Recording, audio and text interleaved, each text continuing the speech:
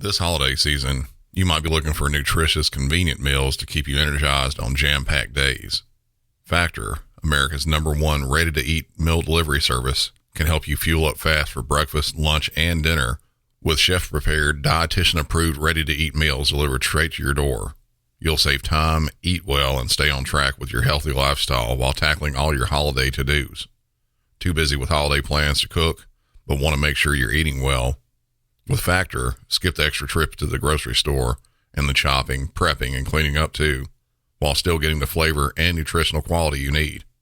Factor's fresh, never frozen meals are ready in just 2 minutes, so all you have to do is heat and enjoy. When you're too busy running around to plan lunch, Factor has you covered with lunch to go. Effortless, wholesome meals like grain bowls and salad toppers that are ready to eat when you're on the go, no microwave required.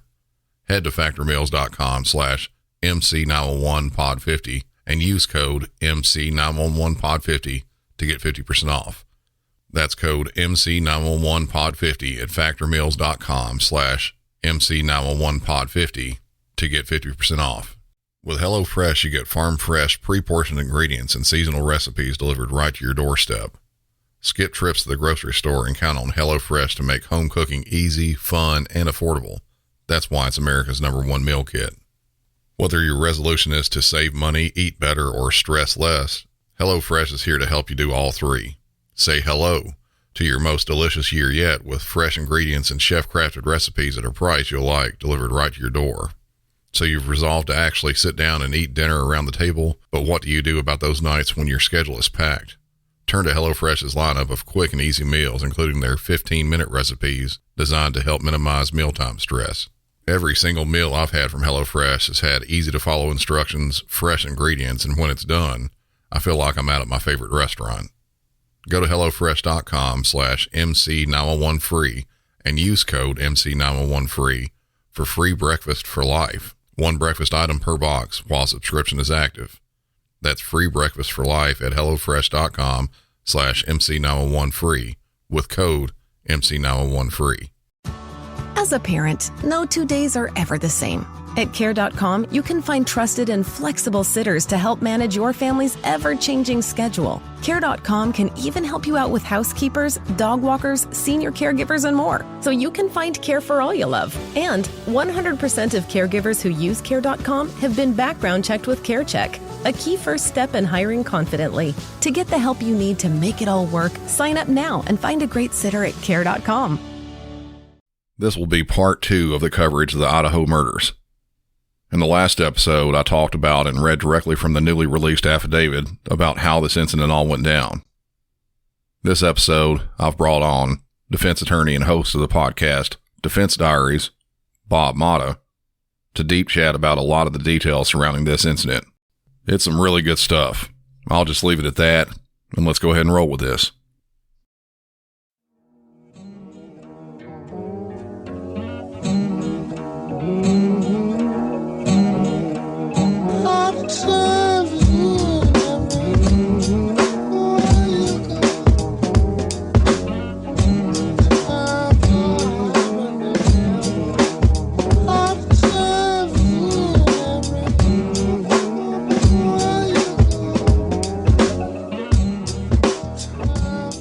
All right, so for this segment, I'm joined with Bob Motta from Defense Diaries, and we're going to discuss a little bit about this case we have, the Idaho Murders. Bob, if you'd like to introduce yourself.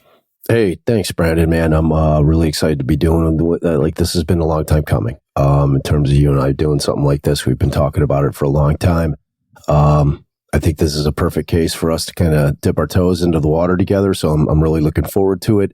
I am Bob Motta. I am the host of a little podcast called Defense Diaries. We are a serialized podcast. We are currently in the second season. The first season was about John Wayne Gacy. Second season is about a guy named Dr. Anthony Garcia, who I represented a few years back, and it was a pretty insane case. So we're 2 seasons in. We also have a side pod that we call The Docket, where we cover current cases and breaking news type cases. So, yeah, I'm excited to be here, man. I'm excited to do this with you. Yeah, that's really good. And I'll tell you, I've listened to your episode on your little side project, I guess it is, The Docket, on this case. And, just the info, it's a lot of the same stuff I've kind of gone over here because of the affidavit. Right. It's really, really good stuff. Yeah. Thanks, man. Yeah. Kind of my move, because I am an attorney, I always say I'm a recovering criminal defense attorney turned podcaster. I try to bring that to the table, in terms of kind of my knowledge base. Much like you have the ability to be able to look from the inside looking out as being a dispatcher for 911, you've got like that inside dope that people that don't do that don't have. You know what I mean? So it's like we both bring something to the table that people, if they're not doing what we've done or what you're doing professionally, they're just not going to be able to have the ability to be able to look and analyze things the way that we can. So as far as like the law angle, I try to bring that to the table, but I try not to be, overly erudite and boring. And, I try to make it interesting. I try to make it so that lay people that are listening that love true crime content, and may not necessarily understand everything that they're hearing or have questions, because a lot of the content that they get has gaping holes, especially when we start getting to the trial phases of these cases. That's kind of like when you look at like any kind of content, like especially like Discovery ID stuff and all that stuff, they always kind of just glaze over the trial. It's like they cram it in like the last 5 minutes. And frankly, that's the most interesting part, that's like kind of where the culmination of the case really happens, and that's where you get your end result. But because of the technical side of like getting lay people to understand exactly what goes on in a trial, I think that's why they decide to always kind of just, throw it in there as a little bit of an afterthought. So I'm trying to change that game. I definitely do it in my pod. And my listeners are pretty receptive to it. People are, pardon me, everybody, I do have a cold, so I'm a little bit more nasal than I already am. And I'm already a pretty nasal guy, but, so you guys will have to suffer through. But, Brandon said he'll be able to magically get rid of all that shit. So we'll see if that actually works. Yeah, there's a pill in my recording software that takes care of all that. I love that. That's beautiful. So yeah, man, that's kind of like what we try to do. But, both of us have that kind of thing going on where we're bringing something to the table that I don't think that there's a lot of people in the industry, especially in true crime, are able to do. So that's why I love your show so much. And speaking of which, why don't you tell my listeners a little bit about yourself and about your amazing podcast, Music City 911? Yeah, I'm Brandon Hall, and I've been a 911 dispatcher in Nashville for the past 22 years, and it's actually closing in on 23 now in the next couple months. Just from that, I've dealt with just about anything you can think of on 911, people's worst days or sometimes my best days at work. It's kind of sucks that way, but I mean, that's the way it is. The basis of the show, I just kind of wanted to start out by highlighting dispatchers and what we do. And it's kind of rolled into what it's doing now, where I'm doing a bit of a combination of education and entertainment. And it works very well. A lot of people like it. I've enjoyed doing it, and I want to keep on doing it too. I originally started out with a coworker of mine. I worked with him for about 20 years before he retired, and he was a dispatcher for 40 years. And, once we started doing the podcast and the amount of time involved, he was already retired. He just wanted to remain retired. I know that's an extra few hours. And actually, I say a few hours, that's just on the recording end of it. That can turn into a lot of time. And that's, he just wanted to remain retired. So from there, I just took it over myself and molded it into what it is today. And I've enjoyed doing it. It's amazing, dude. And we have very similar formats. Both of us are in a profession that I'd say probably a majority of true crime listeners are not in. I'm a lawyer and you're a dispatcher, and we just, we get those experiences that you can only get if you're doing the damn thing. It's like we're boots in the ground thing. And, it was the same concept with me. I'm going to go and try to educate, but trying to make it entertaining at the same time, So, I do have to say that I think that we're both pretty good at it. So I'm a big fan of your show, man. I really love it. There was one thing I was going to ask you. Do you have to do FOIA requests to get your tapes in terms of getting the recordings, or do you just have access because you're a dispatcher? Well, if I'm asking for directly from an agency, yeah, I have to go through just like anybody else, because I'm doing it for the show, not for me. So for the show, I'm considered, just like you, considered media. So right. You have to go through and do one of their media releases, and just kind of like normal anybody else would have to do. But most of the time, the audio that I pick up for, as far as like, I'll do a little combination of 911 calls and sometimes like police body worn camera, things like that. I'll look for stuff that's already released and kind of go from there. It makes the episode a lot easier. And because of the amount of 911 calls that are out there, it's in America, 240 million people calling. Well, actually 240 million 911 calls are placed every year. So oh my God, there's always stuff out there. Oh my God. Yeah. That's like the needle in the haystack thing you got going on there, man. You know, especially if, you know, obviously with high profile cases, those are easy to, you know, figure out, you know, but then the challenge becomes getting them to release it. Sometimes they don't. Like with Garcia, I had the 911 tapes originally, but there were two sets of murders. The first set of murders happened back in 2008, and they had given us the discovery on audio tape as opposed to on CD or electronically. And dude, like when I went to go play the tape, it was crapped out. So I actually did a FOIA under somebody else's name, because I knew if they knew it was me requesting it, they never would send it to me, because they hated us out there like massively. So I did it under Darren's name, and they still said no. Like they refused to give the 911 on the Garcia, on the first set of murders from 2008 over to us. So it can be challenging to get those sometimes. So yeah, man, that's incredible. And I love the way that you intertwine it. You know, it's like, it's such a, like an ingenious way to do it. So I'm a huge fan of your show, and I'm excited to do this with you, man. So yeah, same thing with your show. Yeah. Actually, since we're kind of on that subject, that was one of the things I was going to bring up. One of the big things that people have been talking about is the 911 call that was placed on this one, which we don't have. It has not been released yet. Right. It's been, you know, I've been wanting it to be released, but I think just like anything else with this, they're going to kind of hold on to it till probably trial, I would imagine. Just not really put it out there. Initially, I did see some reports saying they were flirting with maybe releasing it, but they didn't. But all we know really from the call, as we've stated from the affidavit, a couple other resources, that the caller, one of the roommates, she called in saying that there was someone unconscious and not waking up, and that there were, while on the phone, there were several other people that talked to the dispatcher.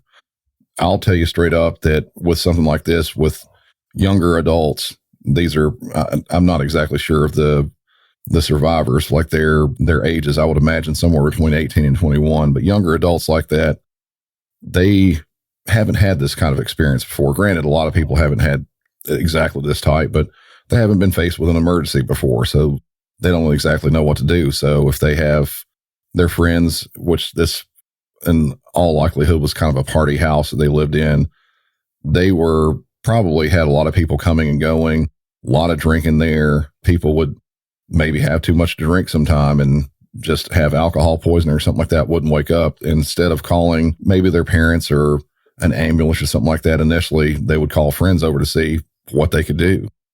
Right. So in this case, I think that may have been what happened, but there's still a lot of speculation about that part. And kind of leading into what I was going to ask you, the delay from the time that the murders happened and supposedly this roommate saw the killer walk past till the time the 911 call was actually placed was nearly 8 hours.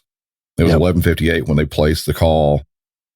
That's a big gap, and there can be a huge gap. Yeah, there can be a number of reasons. Again, speculation on authorities, and then other news outlets that it can be anywhere from some sort of a trauma response to alcohol. Like this person was likely drinking too, and could have just passed out afterwards, and really maybe not have known what happened in the first place, because there was not, as far as we know, there wasn't any type of commotion. There wasn't any type of yelling or screaming. It just kind of happened, and there were only talks of very light talking. So we're at the point now in this case, and we at Defense Diaries have been very quiet about this case. Like, I was not going to engage in any of the speculation and all the bullshit that was going on, you know, for the past, 50 days, 47 days it was that investigation took.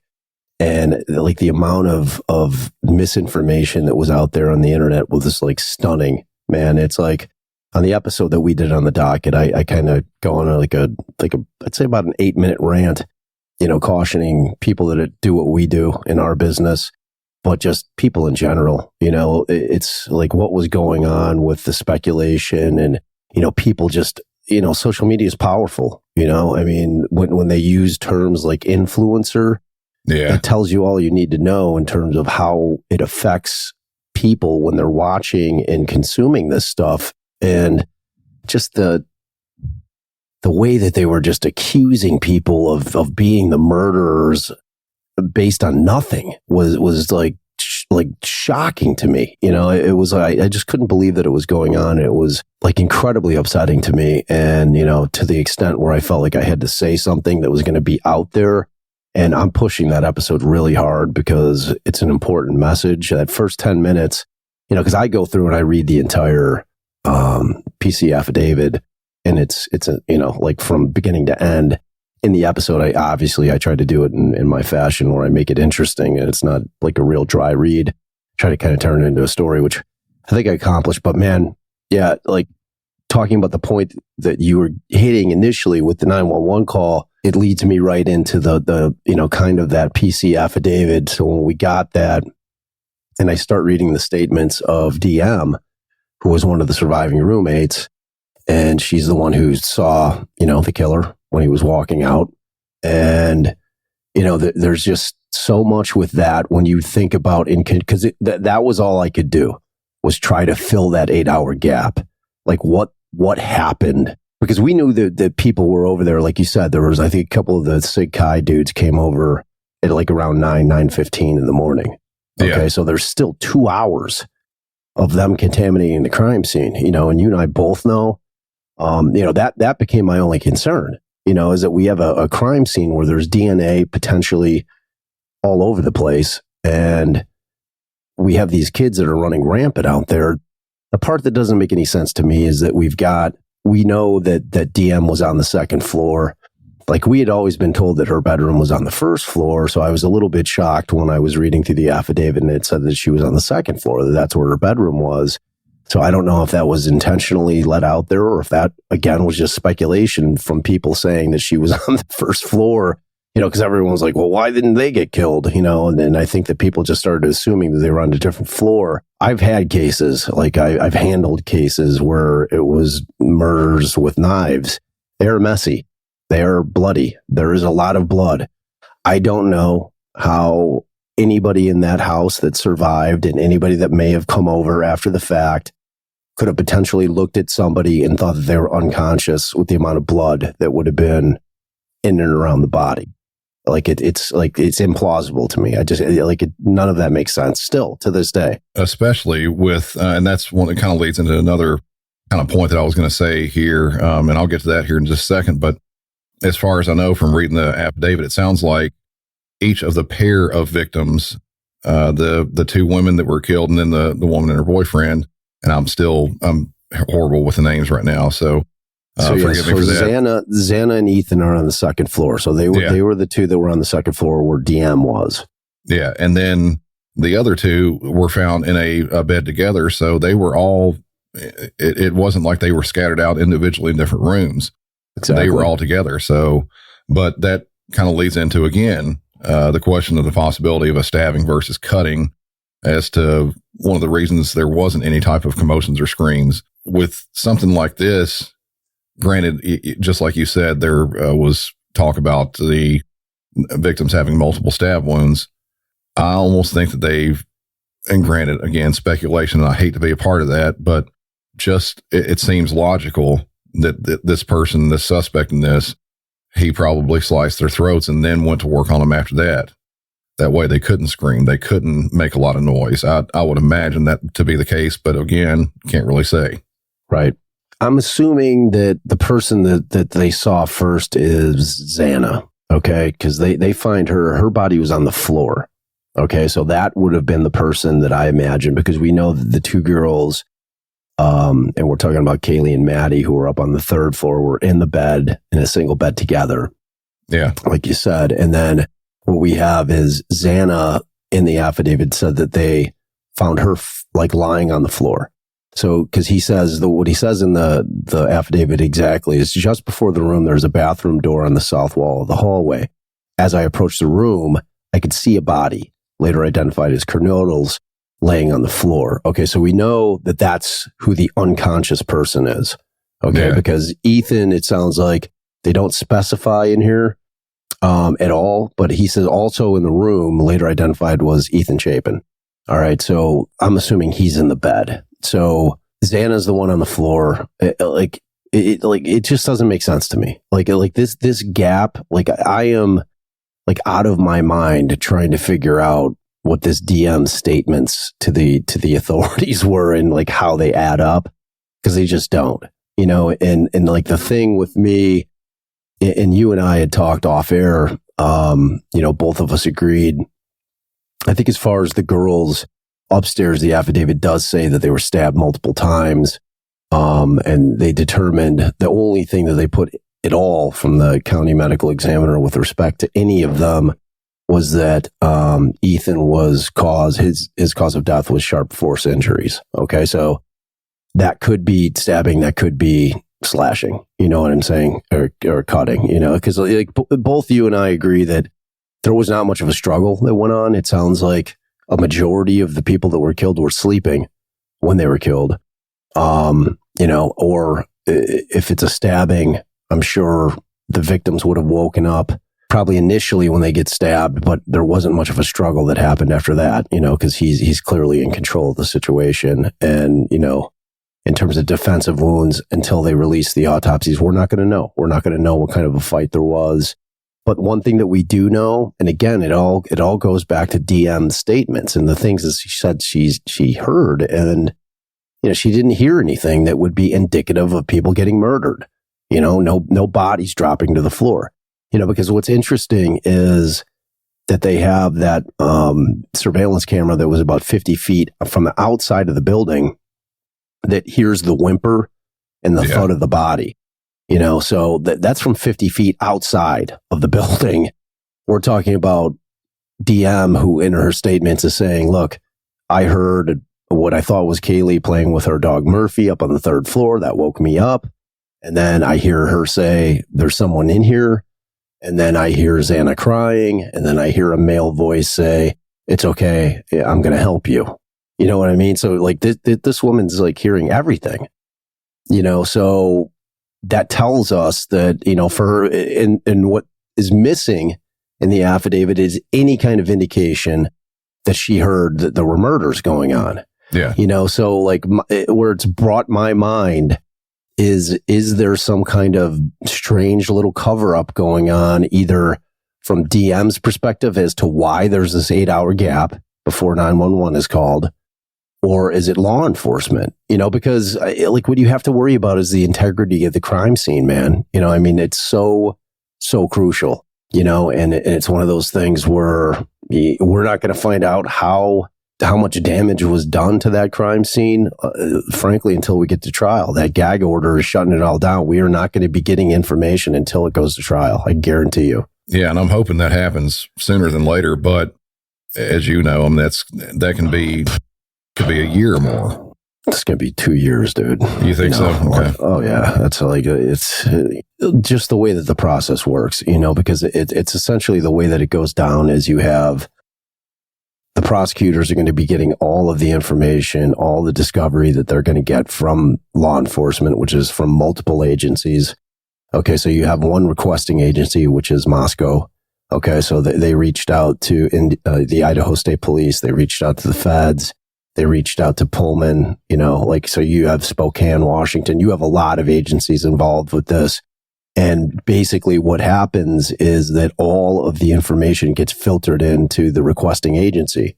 So what happens when the FBI has a report, they're sending it to Moscow, and then Moscow puts it together in a package, and then they send it to the state. And then you got Idaho State Police, same deal, man. Like all the parts of the investigation that they were conducting, they've got to wait till they get the reports. And you know how reports are. I always talk about it on my pod.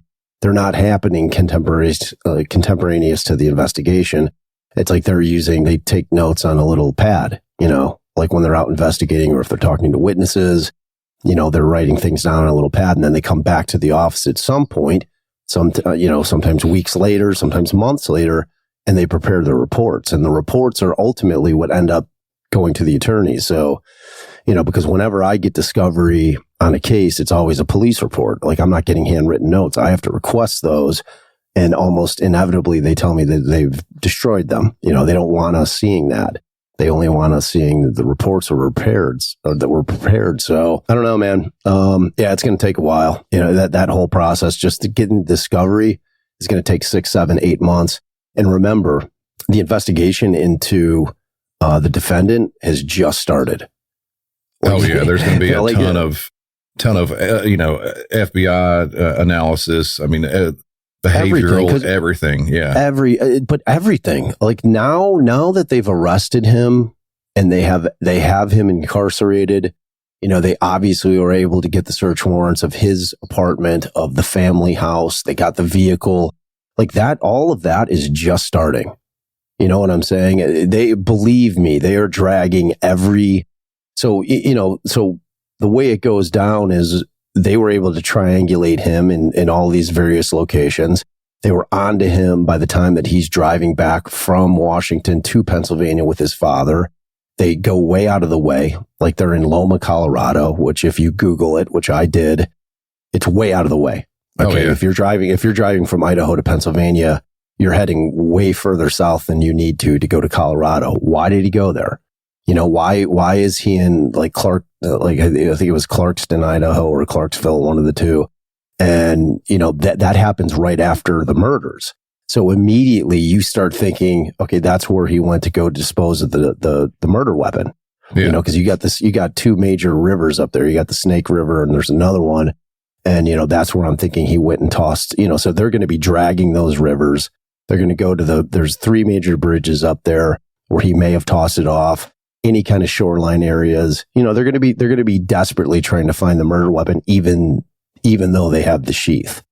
They're still going to want to find the murder weapon. Yeah, they'll try to find that. And I think they've got enough to nail him down, even without that. But having that would be that much better. You always want the murder weapon. Yeah. If you can get it, you know what I mean? It's just. But I agree. It's like when you look at the affidavits and like kind of the first thing that I did, because we had done an episode on the Delphi case when Richard Allen got arrested, and you look at that affidavit, and if you put it side to side, with this affidavit, because I was extremely concerned about the strength of that case in the Richard Allen case for the Delphi murders. When I read that, I'm like, wow, this is thin. Like they do not have much. They basically have mere presence, and the guy admitted that he was there. They just had screwed up and like buried the report for 5 years. Like they knew it. Like he went to them. They didn't go to him. Eventually, like he went to them the day that it happened, because they had somebody stationed at a grocery store out front to take statements of anybody that might have been like in or around the bridge area that day. So like he went and made a statement. So I was over there, this is what I was wearing. This is what I was doing, so, and then you get an affidavit like this. And this affidavit reminds me of the Garcia affidavit where they lay out the entire case, like people kept saying, and it was very frustrating for me as a criminal defense attorney to try to explain to people, like, look, they don't hold shit back. Like if they have really strong evidence from the get, they're putting it in the affidavit.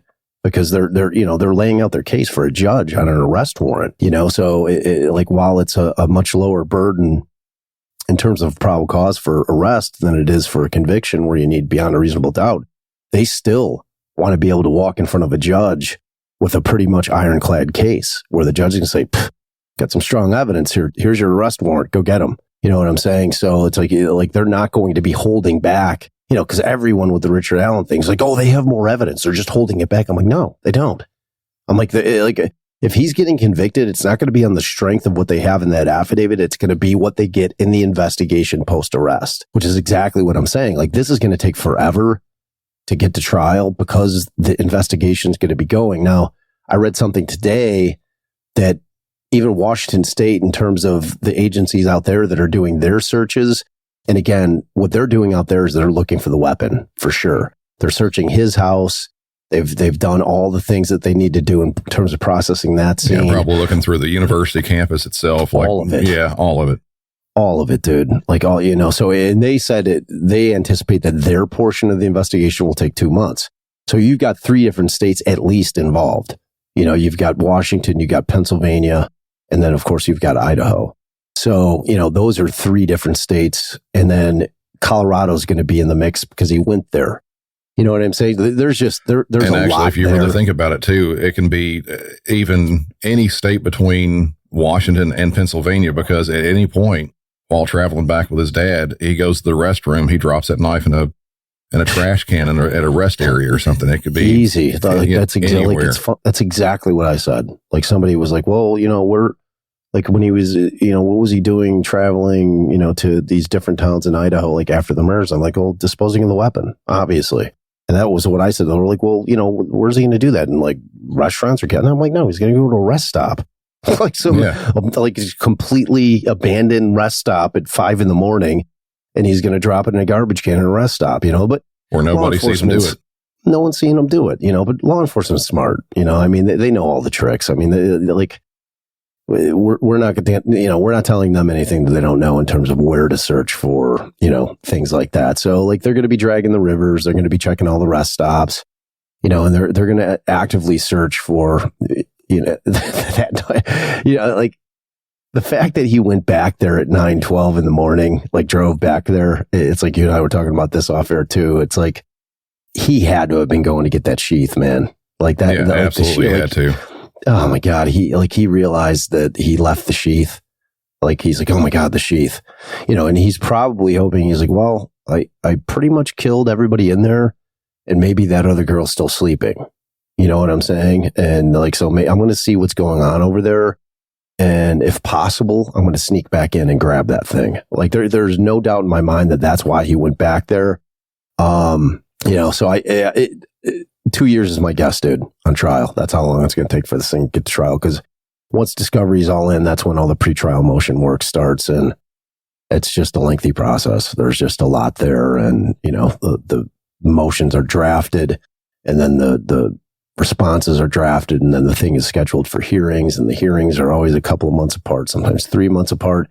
And, like, to be honest with you, if this affidavit was not so strong, if I was his defense attorney, I would be doing a speedy trial demand, because that is the only way. So they can't piece everything together like they want to. Exactly. The more time they give the police, the more and that's what they did in Garcia. It's like, I always regret not having made a speedy trial demand, because they did so much investigation in the 2.5, 3 years that it took for that thing to get to trial. I'd say like 80% of their evidence came after he was arrested in the Garcia case. It was crazy. It was insane. So like, if I'm thinking of a strategy, if I'm the defense, I'm thinking very, very hard about making a speedy trial demand, but they've got that big DNA issue. And, it's like they've got the mere presence in the area, which is huge circumstantial evidence. It's very damning. And it, because we know it's like what they did so beautifully in that affidavit was put the phone in the car, so they first established that it's his car. And they did that by saying, we saw him get out at the grocery store. We saw him park, and then we saw him in the grocery store, saw the white Elantra park in the parking lot, saw him walk into the grocery store, and then saw him shop in the grocery store, leave the grocery store, and go back to the white car. So they established it's his car, aside from just the registration stuff, so that he can't say that he wasn't driving his car that day. That's what they worry about, right? Oh, well, I loaned my car to somebody, or somebody stole my car, whatever kind of any bullshit type of small defense that he tries to come up with it. Exactly. Yeah.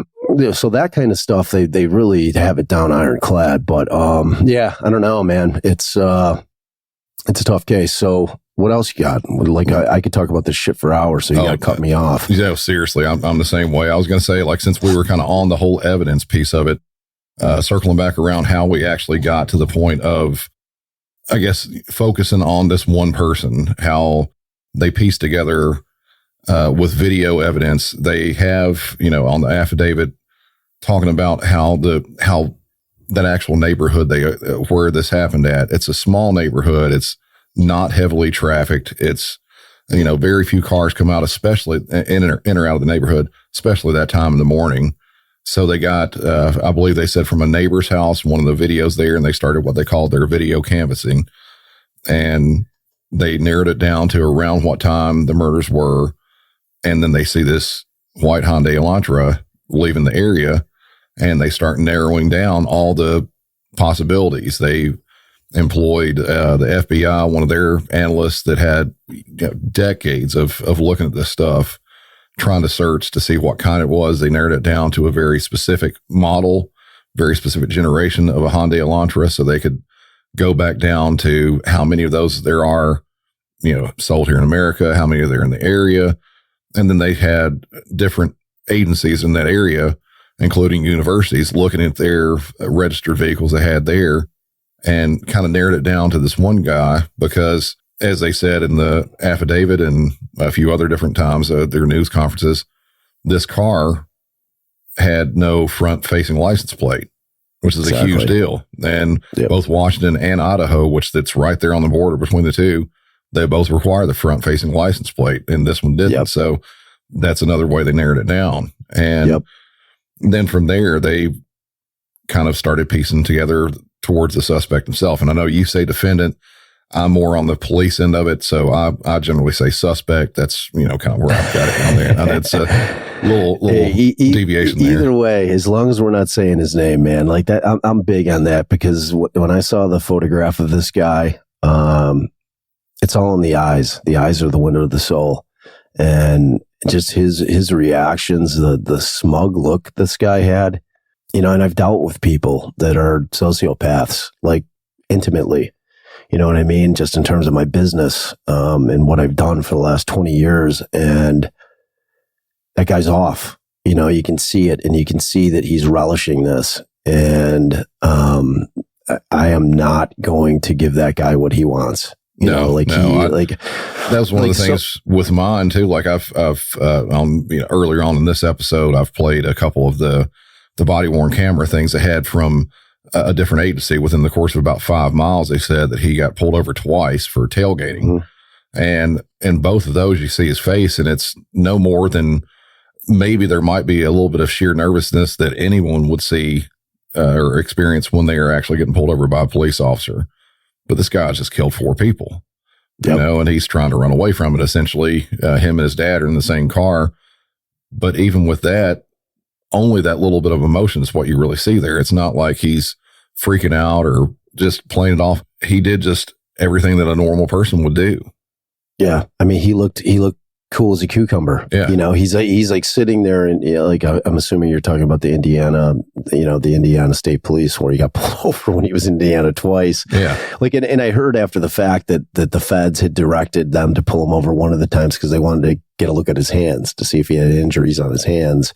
And so that was December 15th, almost a month after, but still, I agree, man. Like just when I was watching those videos, it's like he's sitting there watching his father pretty closely, listening to what his father's telling the cop as his father's talking about whatever, a mass shooting that had taken place. Yeah. I guess that day. And, he's just kind of carefully monitoring what his dad is saying. And, really the only time that he speaks is when, the officer asks, do you work at the university? And he's like, oh yeah, I actually do. He looked cool as a cucumber, man. Cool. Yeah. And his dad helped out with that too. I believe he said at one point he's going for his PhD and exactly just, rolled with it. And I don't think, but again, kind of speculation. I don't necessarily think that the dad had any knowledge of this, but if he did, man, he's a good actor too. He's tell me about it. Tell me about it. Because I was reading some posts online, and people were asking if they thought that it was strange that dad flew out to drive the car back with them, and I don't necessarily think so. You going across country 3,000 probably miles or so. You want to. It's a long drive, dude. You do, so I didn't think that was strange at all. I thought that was actually normal. If he's coming back, and he's coming back for Christmas break, He's off. So I didn't think that was bizarre at all. The other thing that I keep talking about, and, again, like I can always harken back on experience, because there's so many things about this case and the Anthony Garcia case that are similar, other than the fact that, all the victims were killed in one house at one time.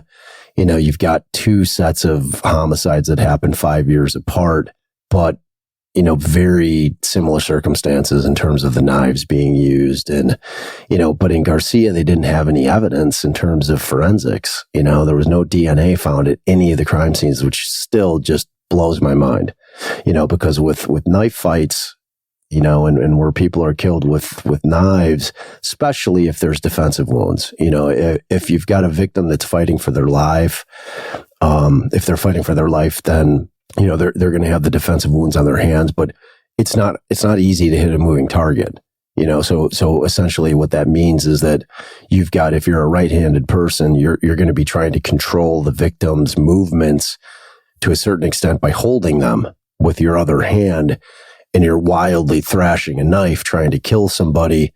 More often than not, they clip themselves, with the very knife that they're killing the person with. So that's why there's often the killer's DNA when it's a gun, when it's a knife as opposed to a gun. Like you're going to get DNA far more often in knife killings than you will if there was a gun used in order to kill the victim. So yeah, I don't know, man. It's like, that DNA evidence is something. And I was going to say, I kind of talk about that for a second too. Not only for me anyway, the DNA evidence, that's obviously a really big thing they found on the button of the sheath. Just the fact that they can identify this is, probably a possible mistake on his part, or it could be that he meant to have this type of knife, the K-Bar Marine. It's a very popular knife. It's probably one of the most popular and well-sold knives in the entire world. Yep. It's readily available almost anywhere. You can go on Amazon and find a dozen sellers that are selling it right now. They run about, $90 to $100 for this knife. It's sort of a mid-range knife. It's not one of these cheaply made knives that you find from overseas, whatever like that are shipped in. It's really well made. And just like you were saying, the sheath itself, a lot of people don't know this. The sheaths they're made for this knife. They even say, the K-Bar Marine on the actual sheath itself. You can see this. So it's a very specific knife. And if they find this knife in any of these places that he had traveled to, it's even more of a slam dunk, I think, because you've got a matching knife to the sheath that's there. You'll probably have some DNA evidence on there too that matches, I would imagine. But in general, It's the same type of knife that came with the sheath. It would be one thing if it was a lot of, like I said, the Chinese companies, make knives, real cheap ones in mass. They'll use the same sheath on different knives sometimes. Right. So with this one, it's very specific. It's a leather sheath. It's got, the metal buttons on them. It's very specific. And, I think it's very significant to this, as far as the style that it is. It's a military style knife with partially serrated edge. I'm pretty sure it's a full tang knife, which means the metal from the blade actually runs back through the handle. So it makes it stronger. It's a good knife to have, for something like this. And as far as I know, I don't own one myself. I've thought about getting one before, but I think they come pretty sharp from the factory. So he may not have had to do anything. I'm sure he didn't have to do much sharpening with that. And the thing about that sheath, and correct me if I'm wrong, the entire point of that is, number one, to keep the blade, away from being able to injure people. But with that particular sheath, with the snap, it's supposed to be on your belt, correct? I mean, like he was supposed to have looped that around his belt, and then that's what the snap is for. You snap the snap down, and it keeps it secure on your side. Seems like maybe it came off during the struggle. Maybe he didn't have it on his belt. Whatever the case may be. Yeah, it very could well be that he had the knife actually in a pocket, and then when he removed the knife from the sheath came with it and just fell on the floor or something like that. Or fell. Was it on the floor or the bed? I think it was on the bed, wasn't it? I think it was on the bed. Yeah. And the interesting thing about where they found the sheath is it was on the third floor. So it was in the room that Kaylee and Maddie were in. So I don't know if that helps us piece together kind of like who was killed first, because if he's wearing the sheath when he goes up there and it somehow becomes, dislodged from his body and it comes unclipped, if he was wearing it, if he's like, either way, to me, the fact that the sheath is up there indicates to me that that's who he killed first. Yeah, I would think so too. Because like there's no other explanation of how the sheath would be up there. Because if he's going in and if like you said, if he just had it in his pocket, he goes in and he's killing, Xana and Ethan on the second floor first and say he didn't have it, he wasn't wearing it on his belt and he just pulls the knife out, then I theoretically, and he tries to stick it in his pocket, maybe he falls out of his pocket during the struggle, you'd have the sheath down there. So like, the fact that it's up there means that he had it pulled out of the sheath at that point. Either it fell off of his body or out of his pocket. He didn't realize it. And then he goes down, commits those 2 murders, and then he's out the door, because I think that the video has him back in his car by 4:20. Yeah. You know what I'm saying? Kind of on that same note, with the sheath anyway. And yeah, it could have been any number of reasons. He could have had it on his belt. It could have come off there. He could have had it in a pocket, but at the same time, he could have just been carrying it up there too, set it on the bed and forgot about it. And something I've made a note of on my show a number of times is that criminals have to be lucky and perfect every time. Police only have to do that one time. So that might have been his bad piece of luck there. And for just seriously forgetting. And just like you said earlier on, he went back likely for this sheath that he realized that he forgot. Yeah. This guy was no criminal mastermind. It's like everybody's talking about he was getting a PhD in criminology. This guy left quite the bread trail of clues. It's not just the sheath. I mean, the sheath is like the most damning, piece of evidence because it's obviously got his DNA on it. And he has no reason to be there. He's got no reason to be there. And, but not only that, he brings his phone. Theoretically, he turns it off because he's off grid for the 20 minutes while the killings are taking place. Then he's back on grid. Yeah. It's like, get a burner. If you're a criminal mastermind, the first thing you do is you never bring your personal cell phone. You go buy a cell phone with cash that's a burner, and you buy, a cell phone card with minutes on it. Yeah. And that's what you're using for, you're not bringing your personal GPS locator device that we all have on our persons at all times. And like kind of on that same note too, going on what he could have done differently. I think from my end anyway, thing about it, I think that if he would have got a different car and, the DNA, obviously that's one of the big things. If he wouldn't have forgot the sheath there, but the car, that's where what kind of led this whole thing down that path, is seeing that car leave at the time it did. And 100%. Then from there, they rolled into the whole cell phone and getting the historical data on his, the GPS on the cell phone, where it was at different times, and kind of narrowing it back to him. And actually one of the ways that I mentioned on the episode, and I know you talked about it on yours, is that, they actually acquired his phone number from a previous stop that happened, I believe it was back in August. And on the body worn camera there from that officer, they got his phone number from it. Yep.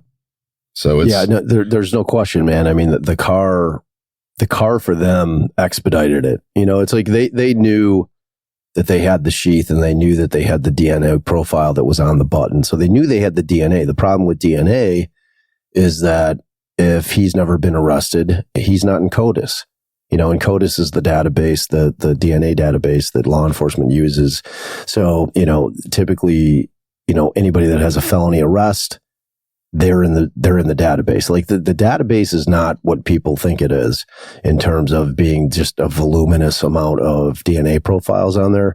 It's actually relatively meager. It's growing exponentially, over the past few years, especially as DNA has become more prevalent in trying cases. And, especially with the advent of Ancestry and, 23andMe and you got private companies that are doing it, and what law enforcement, like their databases are much larger than CODIS. Because you have it, people are volunteering for it. Exactly. And people have the options of being able to make their DNA available to CODIS in terms of people that are like wanting to be helpful. Because those the genealogical DNA stuff that's going on is amazing, which is basically how they got to the point where they could say that there was a match, because the DNA, which is kind of something that's a little befuddling to me, because they had the sheath, they figured out the car situation before December. They knew about the car and they knew whose car it was in late November, so, and then they released the photo on December 7th. They put the bolo out. And, but at that point they knew whose car it was. So that was to smoke him out. Like we know this from, the affidavit, that they knew at that point, at the time that they put the bowl out, what they're saying publicly, oh, anybody that, may know whose vehicle this is, or if you own this vehicle, we have some questions for you. You might have some information about this murder. And that was done to see if this guy, the only reason it was done, they knew it was his car at that point. Like that was not a question. Yeah, it was a complete tactic to see what this guy's response was going to be. The question that just I keep asking myself is like, okay, they've known this guy was the guy since November. Why weren't they just creeping around his place and grabbing his trash when he threw something out? It's like, it was strange to me because they waited all the way until he's back in Pennsylvania. And I think that they pulled the garbage from the family house on the 27th, overnighted to the lab in Idaho, and they got the results back on the 28th. Why aren't they just creeping around this guy's place waiting for him to bring some garbage out? You know what I mean? Because they were surveilling him 100%. They were watching this guy. Like, I just don't know why they didn't do that. To me, that's going to be much to do about nothing, because at this point, when you're arrested for a felony, you have to give DNA. So they're going to get the match that everybody's going to want. They're not going to need to rely on that. So in terms of like kind of shock value to see that they have the DNA, it was enough in terms of the affidavit to show that, we're able to make, a familial match. You know what I'm saying? Because it's like all of us share DNA from both our mothers and our fathers. By the time this gets to trial, they'll have the lab results and they'll be able to verify that that's his DNA.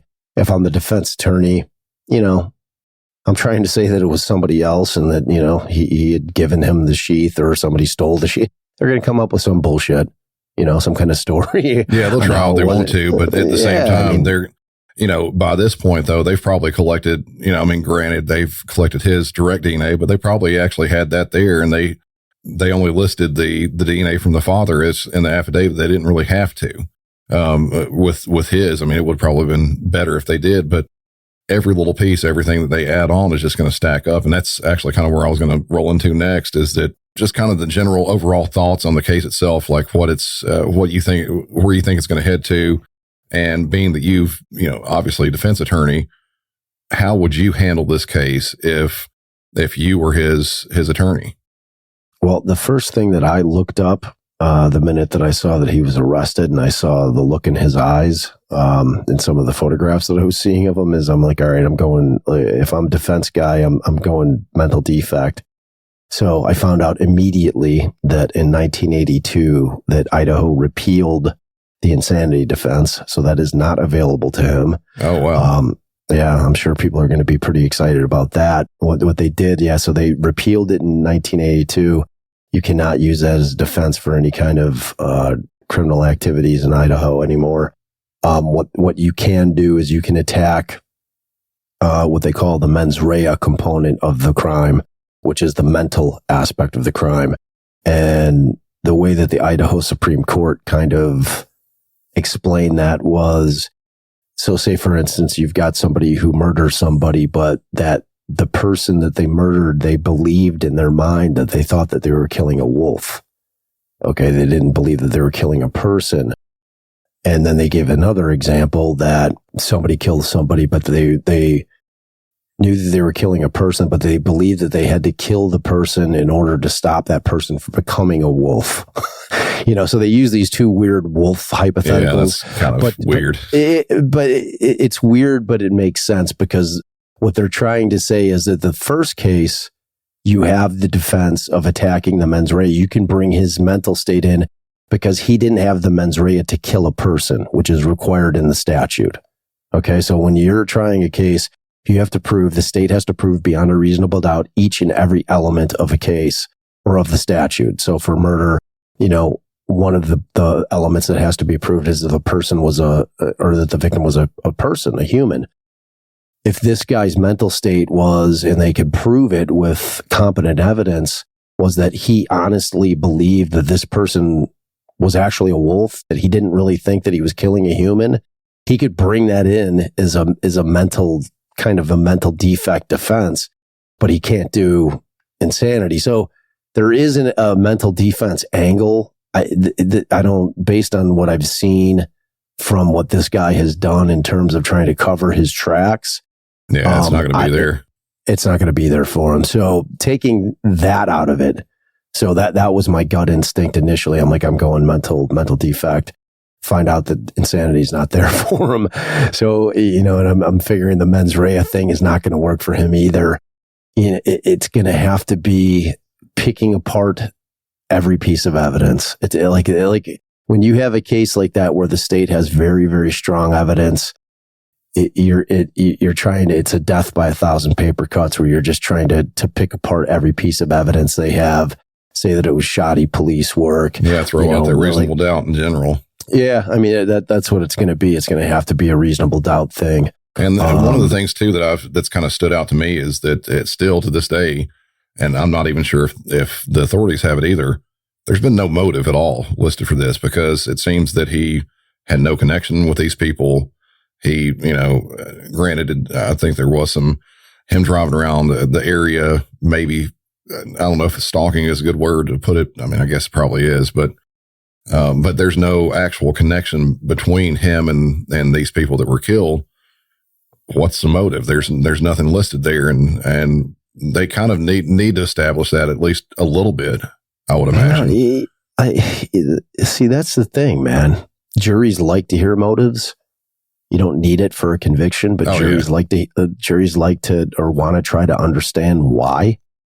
So the state wants to be able to give them that. This guy, I'm looking at, this guy was an active serial killer, or he was a just starting serial killer. Oh, I think that too. Yeah. Yeah. Serial killers don't have motives that aren't related to themselves. Serial killers don't kill people.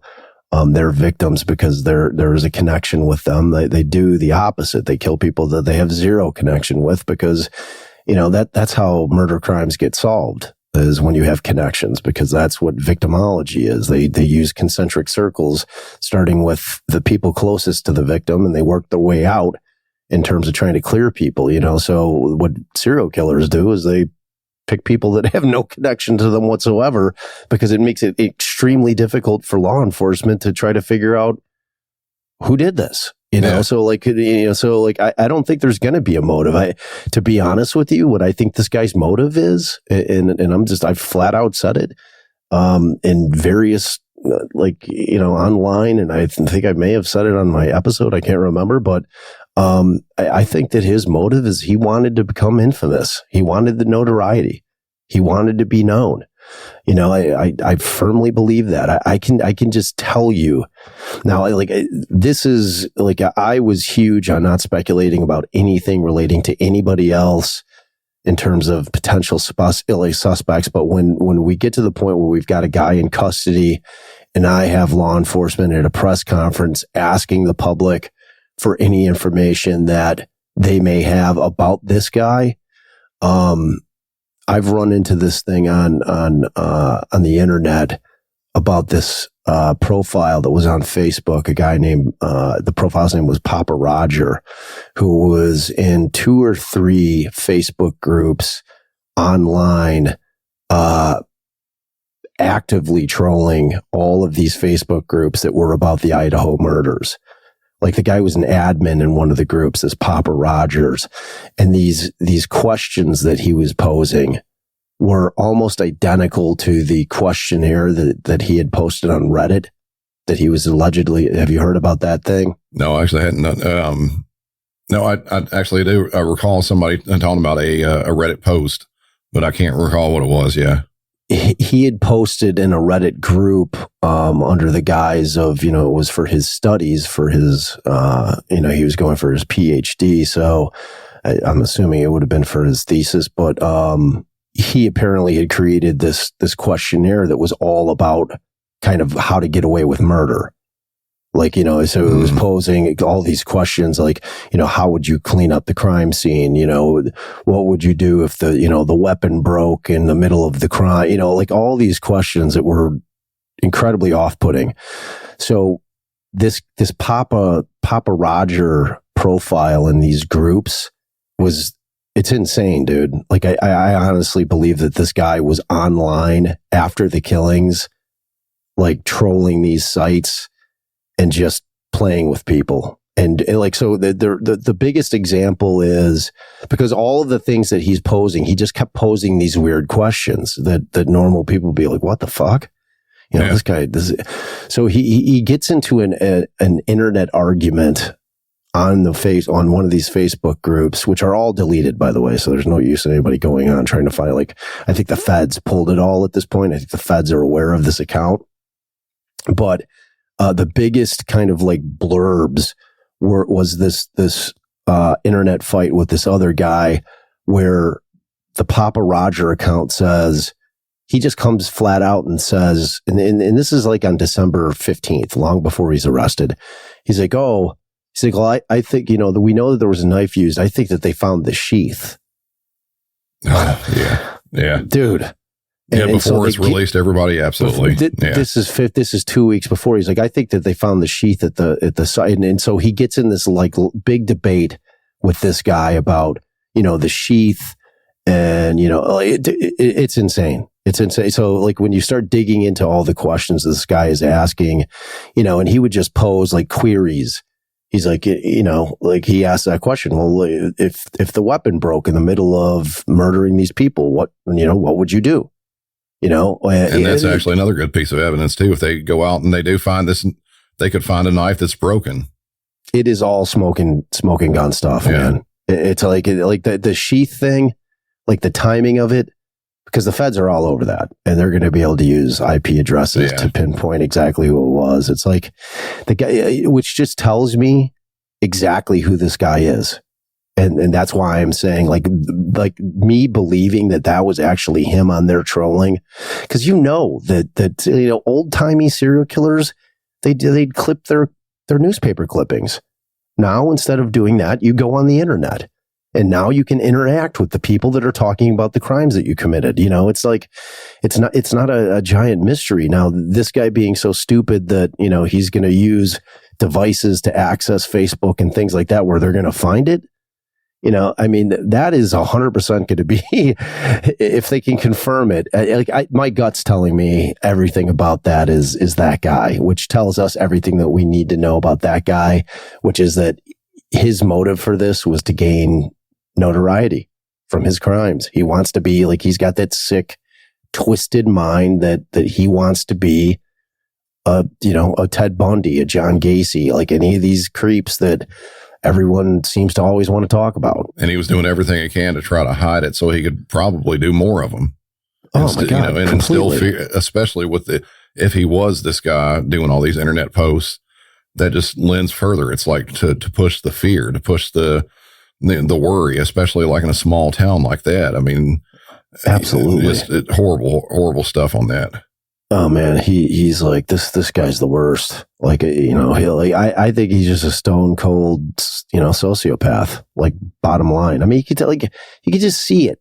like the first time I met you, you have kind eyes. I could tell you're just a good guy. You know what I mean? Seriously, like I look at your face and, you know, I can see your soul through your eyes. I could tell you're just a big teddy bear. You know what I mean? I can see it in your eyes. No, like this guy, I consider myself like maybe a little bit of an asshole teddy bear. I mean, I've got that little edge to me, you know? Well, I mean, all of us are that a little bit, you know what I mean? But, you know, deep down though, you know, you may have a hard outer shell, but you've got a soft inner core, you know, but like this guy, he's a blank slate, dude. You know, you look at him, you can just see there's nothing there. It's like that empathy, like the lack of empathy that all these guys, like all of them have. You can see it.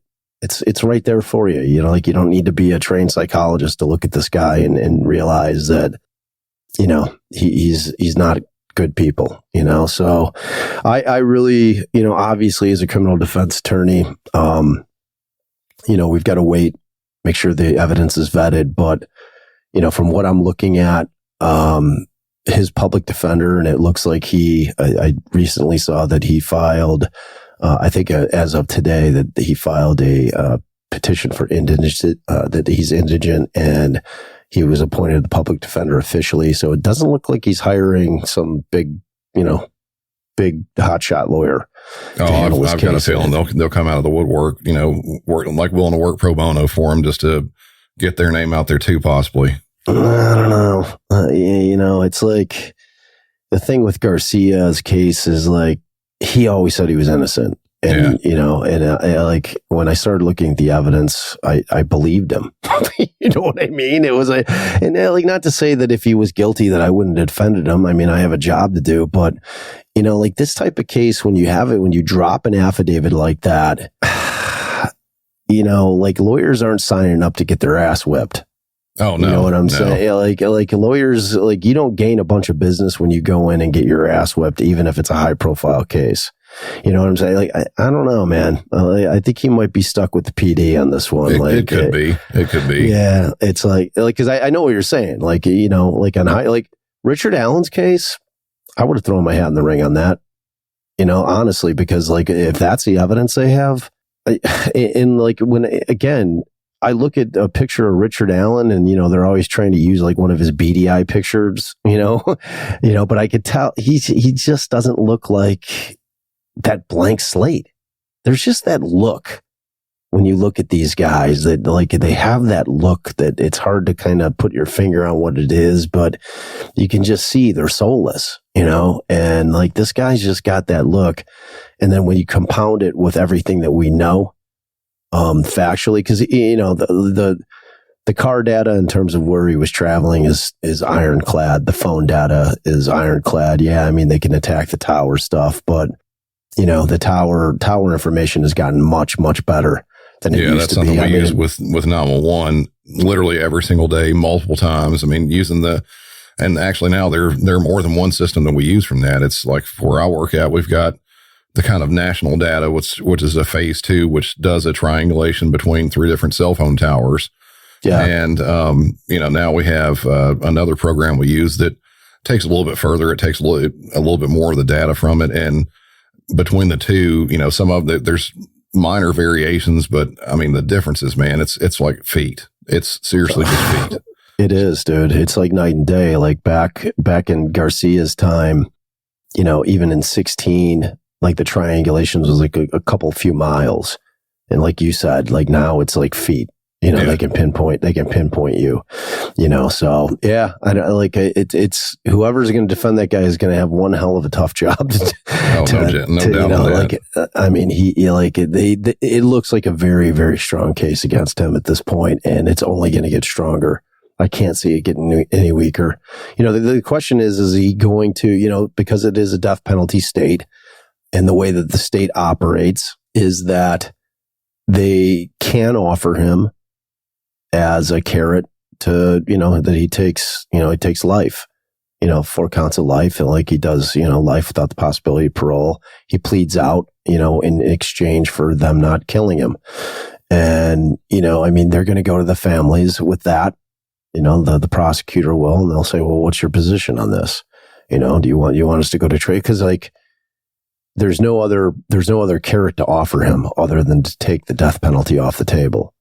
You know what Yeah, I'm saying? So, and they're always going to check with the victims' families to say, well, you know, what's your preference? You know, do you want to go through the horrors of reliving it through a trial, you know, in order to get to the death penalty? Or, you know, is your preference to just let us offer him that, you know, in lieu of us going to trial and having you guys relive all that? And, you know, I think, you know, the families and what their wishes are will play like a large part in that. You know, I mean, immediately the state said they're going for the death penalty on it, which you knew that they would say. So, but that doesn't mean that he won't plead out. You know, and it's one of those things where I loved today. The judge just issued an order. They're not going to televise it, which thrilled me, you know, because like that this guy wanted that thing to be televised. Like he just wants the notoriety. He wants the fame from it. He wants to be one of those guys. He wants to be a serial killer. He wants to be one of those, you know, people that's mentioned with all the other creeps, you know, like that's just his thing. I think that's how he gets his sexual gratification. You know, it's like they said there was no sexual, you know, gratification that was evident in terms of evidence. He didn't need to. Like his thrill was the kill. You know, I mean, that was what gave him the pleasure. You know, like I have no doubt about it. So, yeah, I mean, I guess we'll see how it plays out. I think we're going to have long stretches of silence on this case because that gag order is pretty heavy duty. Yeah, that's something. And granted, just like you were saying, it's better for something like this for him not to get the satisfaction from it, from having the huge notoriety. He's already got it. It's all over the news to a degree, right. But it's very small pieces. You've got his mugshot photo and, you know, a couple other photos, and that's really about it. They're not going to have any real huge things like this from the trial itself. Exactly. And he's not going to be on TV for, you know, 3 weeks. Yeah. Looking at his stupid face. You know what I mean? It's like, you know, saying his name over and over. And again, it's not going to be the most watched thing, which it would be. You know, if the thing was televised, everybody on the planet would be watching, or at least everybody in the US. And then, you know, on the flip side of it too, though, you've got people, I mean, granted, like us and the people who, you know, our listeners who want to find out more about this, you know, for multiple reasons. You want to, you know, analyze this person. You want to know what this person's doing, what's going on in their head, why they did this, and how, you know, as far as a law enforcement perspective, how we can prevent something like this from happening again, or nailing down someone like this even quicker. Right. So there's, you know, that info, we'd like it to be out there. Just me and you're the same way. We want to know everything about this. We want to get deep into it.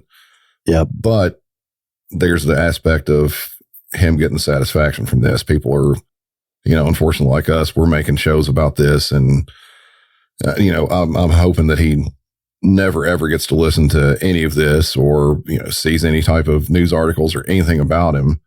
I'm hoping that happens. Look, me too, man. I mean, if he's listening to my shit, he's never going to hear his name. Yeah. Like that, like I'm huge on that. Like I'm like on this huge Twitter campaign. Like everything that I'm putting out, I'm asking people, do not say this fucking guy's name. Yeah. Do not give him that. Like that is what he wants. That I'm serious. I'm dead serious. I believe that was his motive. It was either the sexual gratification from the thrill kill, or a combination of that and the fact that he just wants to gain fame from this. He wants to be that guy. You know, like he would have, I have no doubt if this is the first that he did, and I'm not so sure that it is, you know, but he was so sloppy with this one. I can't imagine that he wouldn't have gotten nabbed on a different one that he may have done, either in Pennsylvania or, you know, Washington. You know, more likely it would be, well, he's 28. You know, I mean, Gacy started when he was in his early 20s. You know what I'm saying? I mean, like this is just a mentality, man. It's like, it's something these guys are born with. You know, I think there's an aspect of it's nature and nurture. You know, I think that it's something that they're born with, and I think that it gets, you know, exacerbated if they go through certain things, you know, trauma when they're at home. I mean, I don't know jack shit about this guy's family, but just the 2 minutes that I saw of that video with his father in the car, the guy looked like just a normal kind of middle of Pennsylvania guy. Like a blue collar dude, you know what I mean? Regular guy. I mean, in kind of the same way. I don't know anything about him, and I'm sure that they'll probably have a lot of stuff that does come out. But man, you really have to think, just like you were saying, you think some people are just born with this. It's just, there's no other explanation to it. If he lived in a nice, normal household, there's no abuse, there's no sexual abuse, there's no any of that stuff. He wasn't bullied in school, just all that. If all that comes out, there's no other explanation than he was just born with it, or something happened in his brain to make him do this. He's broken, man. Like he's missing that element, that, and it always kind of intertwines back to empathy for me. It's like, when I was going through the Creeps case, which is what I referred to Gacy as, I did a thing on a serial killer because my dad defended the guy, and I had these tapes, not because I'm infatuated with serial killers. You know what I mean? So like, even in my own podcast, I think I probably referred to him by name like 5 times, I called him the Creep, it was like, I didn't want to give him, even though he was long dead, like, I don't want to keep perpetuating his name, it's like our country just has this weird fascination with these guys. And, oh man, the world. I mean, it's true, man. I don't get it. It's so weird, Well, one good thing is we've got now is that, as far as we know, it seems as though there are none of these active serial killers that are like these, like the Dahmers and Gacy, stuff like that. It seems that with the advent of technology and where we're at now, it's damn near impossible for that to happen now. It is. I'm sure that there are ways of doing it, but no one's hit it yet, as far as we know. I mean, it's tough. Like Darren and I had that exact conversation in like our epilogue after the Gacy thing. We're like, all right, fast forward to 2021. How many do you think he can get away with at this point? And Darren was at a much higher number than I was. I was like 2. Yeah. I'm like, dude, it's like kids are off. Like as soon as a kid goes missing, you get the Amber Alerts are out there. It's a whole different thing. He's like, well, Darren was like, well, he'll go for like homeless people, which seems to me like the only serial killers that would successfully kill multiple people over an extended period of time are the fringe people that are just underserved by every aspect of, society. So you're talking like homeless guy, somebody who's not going to be looked into that heavily. Right. No one's going to give a shit, which is horrible and sad, but it's real. And, so if you got a guy who's out there just killing, homeless people or sex workers that, are out there without any kind of real family. And, cause it's like, you figure it's gotta be somebody that's off the grid. Anybody that's on the grid, like you said, man, the tech is just too heavy duty. Like all of us are walking around with GPS transponders in our pocket. It's like everything we do is tracked with, between surveillance, GPS on our phones, our computers, like digitally, we are so on the grid. There's just no hiding. There is no hiding in plain sight anymore. That does not exist in any capacity, and it's like, I don't know. Yeah. It's like, I mean, they say that they think there's like 21 to 22 active serial killers out there. I posted something on our socials where my daughter, who's handling my socials on Instagram, she posted something like a week ago, but they keep finding like 20 to, between 20 and 30-year-old white males in Lake Michigan in Chicago. And there's been like 6 of them, like over the last 2 years. So they're, and they're like, I mean, cause the one thing, like if we go back to earlier in our conversation, in terms of the victimology and like the kind of that motive thing, that's what allows serial killers to continue to operate. It's just that there is no connection. There is no matter how far out you go, just the fact that it's completely random with no connection to that person, it makes it really, really hard for law enforcement.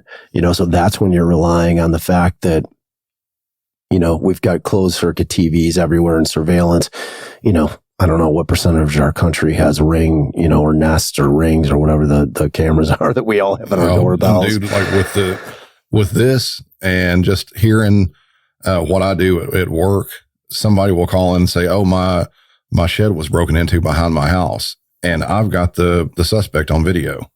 It's every single day. So it's unbelievable. Yeah. I can't say that there's like I don't know if I'd say a substantial percentage of like, I can't say like half the homes have a Ring camera or something like that, but I mean, it's a good amount. I'd say it's a lot. 5 to 10% at least now, some sort of camera like that. I mean, look at Moscow. I mean, we're talking about Idaho, which is pretty remote. I mean, I wouldn't call that like a massive town. And just 25,000 people. Yeah. 25,000 people, in between Pullman, the 10 miles between Pullman and Moscow. How many times do they catch this guy in surveillance? You know what I mean? It's everywhere. To me, the only way that there could be any kind of like serial killer is a dude that's creeping on national parks. You need to have a big, expansive area where there is very limited technology. It's the only place that it'll work. If you're a serial killer, it's kind of like the Israel Keys thing. That was always his deal. Like, if I was a serial killer, I'd go to Alaska. It's like the last of the wild frontier out there. I mean, you just have huge swaths of land that are, like wilderness. You do that, but at the same time, you would have to have that kind of wilderness survival type aspect too, because you go up there and the state itself will kill you.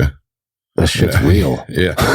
Right. I mean, as much as you might want, like have the, there was a movie that, and it actually came from a book, and the name escapes me right now. It's about a guy who had this lifelong notion that he was going to go to Alaska and just live off the land. And, he had very little knowledge of the state, survival skills, anything like that. And he went up there, against everyone's advice, and he died. I mean, that's just the way it is. Unless you really know how to live in those places like that, you can't survive. I mean, the cold will get you, an animal will get you. You'll be walking and sprain an ankle, and you're 10 miles away from the nearest phone at all. You're gone. You're done. You are done. It's like, I don't know if you ever watched that series, the Alone series, where they were dropping people off. Oh yeah. Like it was days. Actually great. These people are lasting days. Dude, I mean, some of them. And these are skilled people. These are skilled people. These are like survival experts. And I think the longest one went like 100 days, and that was like unbelievable that they made it 100 days. Yeah, I'm talking about like that every one of them was starving. Like none of them could like get enough game or fish in order to survive. We're talking like these people are like thrilled that they're like catching a squirrel in a snare. Like starving to death. But yeah, no, man, I'm with you. No, like the way that you'd have to live in the area. You'd have to live. The people who are, who are actually skilled, like really actually skilled at doing that, are actually doing it right now. They're out there. I mean, there are people that have been, out in the woods of Alaska, Canada, different far reaches of, Montana, places like that. They've been out in the middle of nowhere for decades, and they know how to do it. They're not coming back on the grid to do anything except for they might roll down to a grocery store once a year, or go someplace to get gas for their snowmobile or something. I mean, it's rare that they would ever pop themselves out back into public.